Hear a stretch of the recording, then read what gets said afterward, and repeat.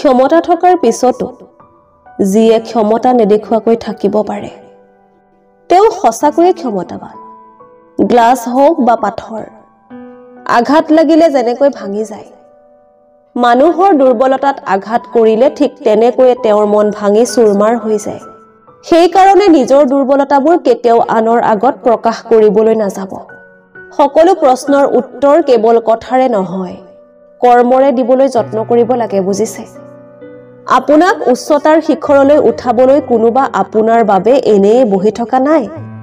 কিন্তু এটা কথা সদায় স্পষ্ট, আপোনাক তললৈ নমাবলৈ কিন্তু বহুত মানুহ তৈয়াৰী হৈ আছে। সম্পৰ্কত যদি গুৰুত্ব নাই, তেনেহলে তেওঁৰ লগত বন্ধুত্ব আৰু ভালপোৱা একোৱে আশা নকৰিব। এই পৃথিৱীখনৰ সন্মুখত সামান্য কঠোৰ হৈ আগবাঢ়ক। মমৰ দৰে এখন কোমল হৃদয় লৈ ফুৰিলে মানুহে সুযোগ পালেই জ্বলাব। অতি সহজতে কাকো বিশ্বাস নকৰিব, কাৰণ এই বিশ্বাসৰ মূল্য সকলোৱে দিব নাজানে।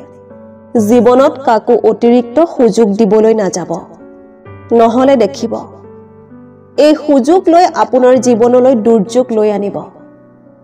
আত্মসন্মান শৰীৰৰ নহয়, কিন্তু আঘাত লাগে। মানুহ বতৰ নহয়, কিন্তু সলনি হৈ যায়। কথা আচলতে কমকৈয়ে ক'ব লাগে, কাৰণ আমি জানো আজিকালি কথা বুজা মানুহৰ সংখ্যা বহুত কম, কিন্তু আঘাত কৰা মানুহৰ সংখ্যা বহুত বেছি।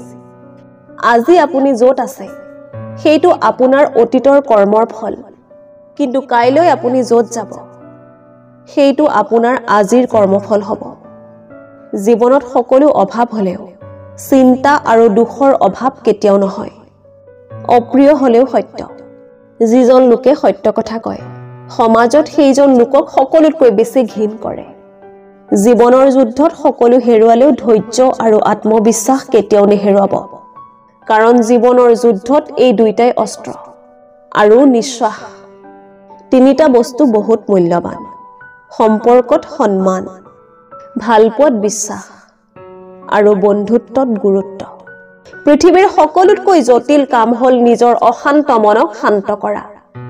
অতিৰিক্ত সৰলতা আৰু আৱেগিক মনোভাৱে কেতিয়াবা কেতিয়াবা নিজেই নিজৰ অসহায়ৰ কাৰণ হৈ পৰে।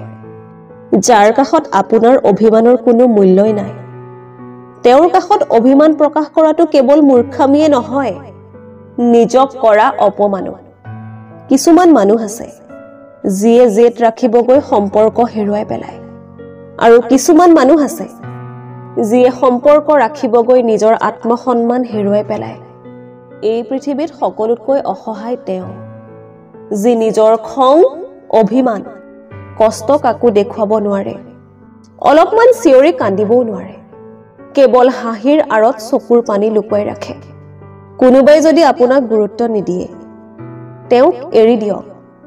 এয়া আপোনাৰ অহংকাৰ নহয়, এয়া আপোনাৰ আত্মসন্মান। এই পৃথিৱীত সকলোতকৈ আপোন হ'ল চকুৰ পানী। সুখৰ সময়ত লগত নাথাকিলেও দুখৰ সময়ত লগত থাকে।